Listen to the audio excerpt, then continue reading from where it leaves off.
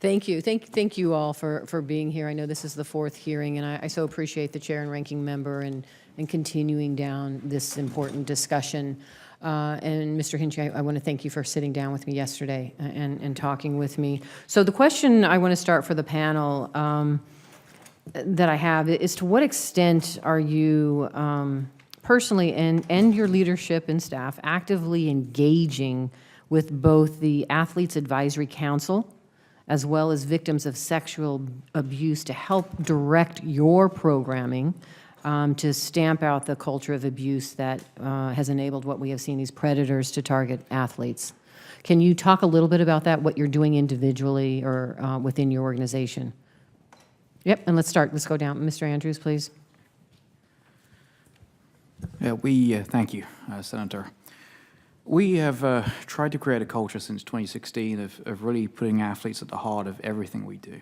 Ultimately, athletes are who we serve first and foremost. They're the people who step on the platform and lift the heavy weights, in our case, literally. Your question, we have on our board our USOC Athlete Advisory Council representative who has an alternate. We have a second athlete on our board. We also have, in common with, I suspect, every national governing body, our own Athlete Advisory Council, which we work with directly. As I mentioned in my opening remarks, that is the body that actually has the final approval as a whole on our selection procedures, for example. To your point, I mentioned in my opening remarks that there are specific actions that we have taken as a result of the feedback of victims of abuse, not just in our sport, but in others.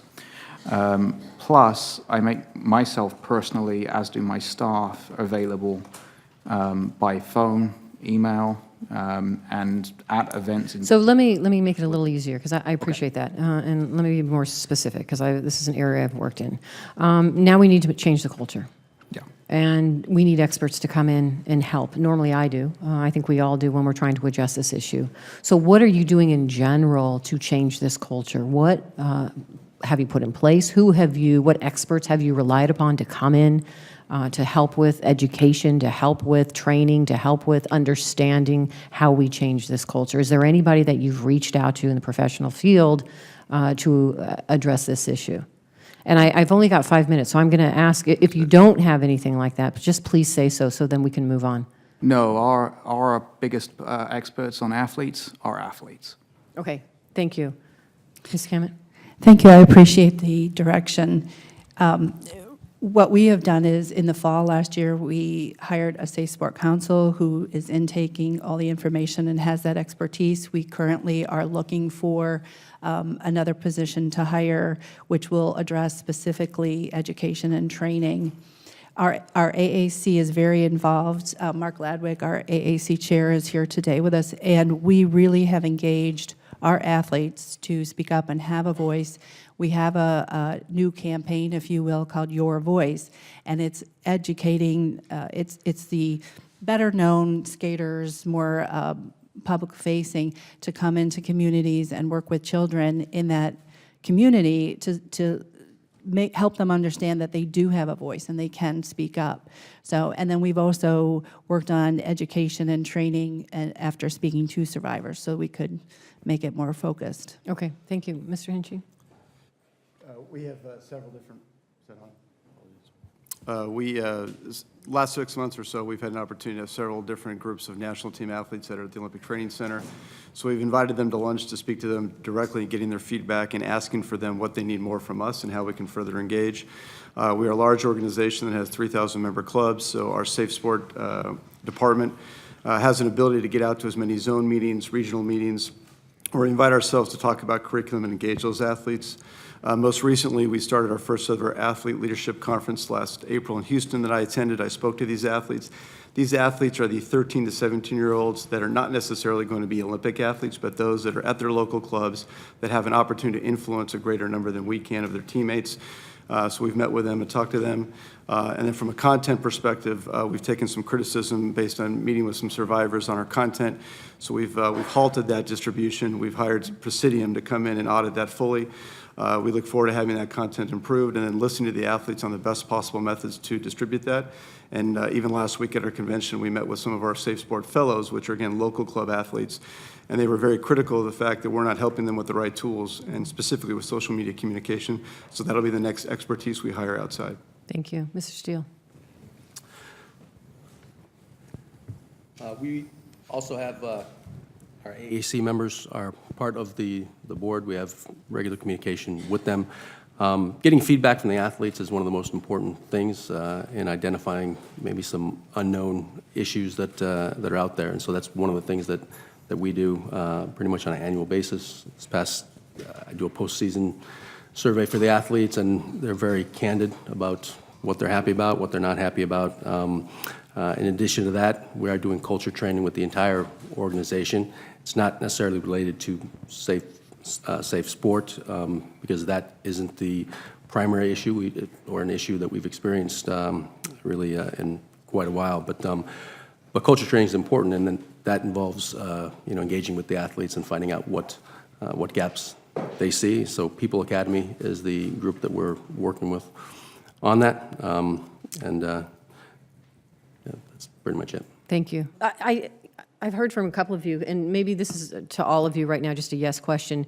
Do you all agree that we should be adequately funding the U.S. Center for Safe Sport to address education, investigation, and adjudication? And Mr. Andrews, if you can just say yes or no. Yes? Yes. Yes. Yes. Thank you. One of the recommendations, I think it was Ms. Cammett, that you talked about was needing a national database of banned people. Would you all agree that that is something that is necessary? And starting with Mr. Andrews, yes or no? Yes. Yes. Yes. And I'm going to ask Mr. Hinchy, and I don't want to put you on the spot, but I know we talked about this, and I agree we need to do something. What have you learned, though? What should we know about, or what should be addressed when we're talking about banning people? And is there anything that you've learned from that we need to take into consideration? Well, I think right now for us, with the change as it relates to initial reporting adjudication to the Center for Safe Sport, what we're learning is that our responses, unfortunately, are not as fast as they were when we were first handling it. And I think, so it goes back to your questions relates to funding. Funding is significant, but at the same time, we need to hire the right amount of people that can be responsive to the needs of our athletes. And right now, we're finding the feedback for us is that, and what we're learning, is that we're not getting to these as fast as we need to. Okay. Okay. And let me also just put this out there, and I hope this isn't the case, but I hope you're not waiting for Congress to act to stand this up before we make the necessary changes to protect our athletes. Please tell me that you are still, no matter what happens here, you're still going to move forward to change that culture, to protect our athletes, to do what is necessary within your organizations. Is that correct? And can I start with Mr. Andrews? Yes, absolutely. Yes. Yes, and just further, we need to absolutely have a culture of reporting that is safe for everyone.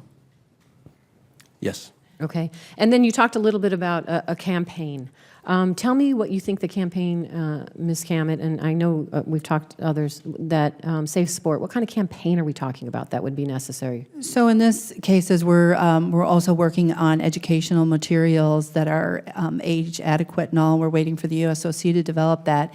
We have a campaign called Your Voice, and it's to, part of the problem when there is abuse, and especially with young children, they don't know how to express it. They don't know what to say. I'm not I don't have any background in this, but my observation and experience is that there's a lot involved with being afraid to talk to someone about it. So this campaign is really to say you have a voice and you need to express it and let people know when there is something not right, either with you or you observe it.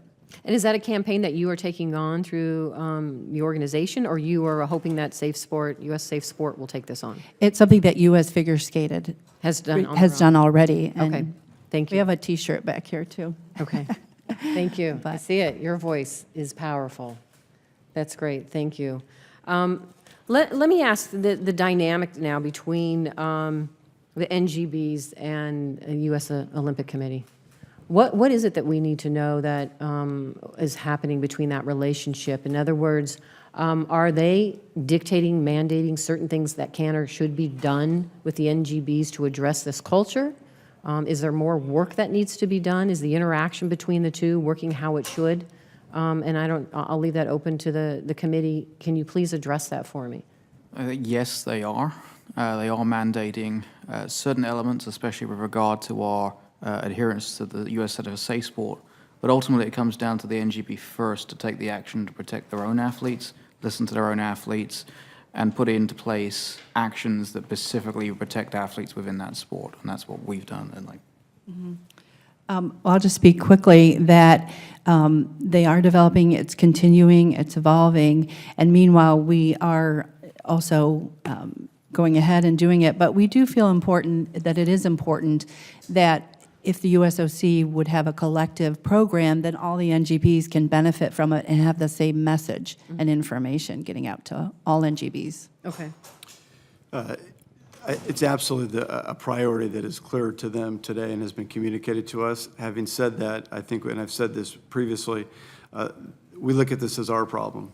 You know, the survivors, the abuse that has occurred in swimming, and although we've invested in a program that we think has been very strong over the past 8 years, it absolutely needs to get better. And I think I don't think we can rely upon anybody else. We owe this to our athletes. Therefore, I see this as our #1 priority, and for us to continue to be a priority. And if the USOC can help, we're willing to do that. We're willing to share and learn, but we feel like this is on us. Anything to add, Mr. Steele? Just that partnership has been crucial for our organization. We are smaller, and so the resources that they've been able to offer up as far as helping us with guidance on the implementation, changes, and to circle back about the mental health question that was asked, that is something that's important to us. It doesn't come up that often, but when it does, you really need to have a resource for an athlete. And just recently, it was announced to all of us that the USOC is going to be adding this as a resource for our athletes, and we were very excited to hear that. Thank you. Thank you.